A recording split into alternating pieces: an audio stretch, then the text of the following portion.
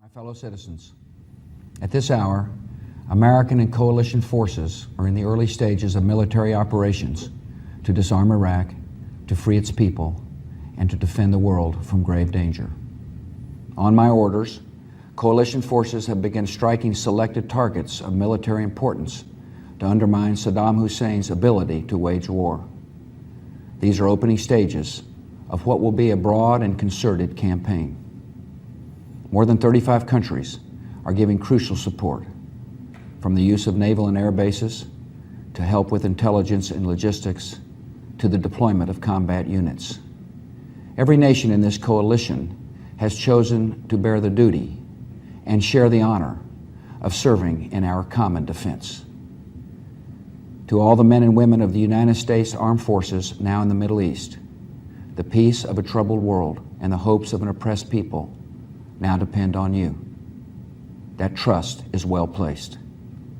The enemies you confront will come to know your skill and bravery. The people you liberate will witness the honorable and decent spirit of the American military. In this conflict, America faces an enemy who has no regard for conventions of war or rules of morality. Saddam Hussein has placed Iraqi troops and equipment in civilian areas, attempting to use innocent men, women, and children as shields for his own military, a final atrocity against his people. I want Americans and all the world to know that coalition forces will make every effort to spare innocent civilians from harm. A campaign on the harsh terrain of a nation as large as California could be longer and more difficult than some predict.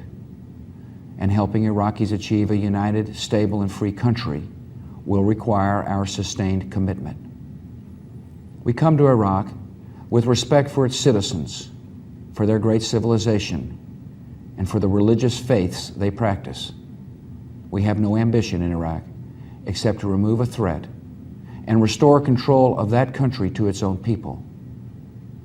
I know that the families of our military are praying that all those who serve will return safely and soon.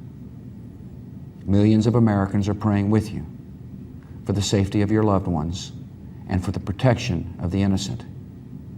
For your sacrifice, you have the gratitude and respect of the American people. And you can know that our forces will be coming home as soon as their work is done. Our nation enters this conflict reluctantly, yet our purpose is sure. The people of the United States and our friends and allies will not live at the mercy of an outlaw regime that threatens the peace with weapons of mass murder. We will meet that threat now with our Army, Air Force, Navy, Coast Guard, and Marines, so that we do not have to meet it later with armies of firefighters and police and doctors on the streets of our cities. Now that conflict has come, the only way to limit its duration is to apply decisive force. And I assure you, this will not be a campaign of half measures, and we will accept no outcome but victory. My fellow citizens, the dangers to our country and the world will be overcome. We will pass through this time of peril and carry on the work of peace. We will defend our freedom. We will bring freedom to others, and we will prevail. May God bless our country and all who defend her.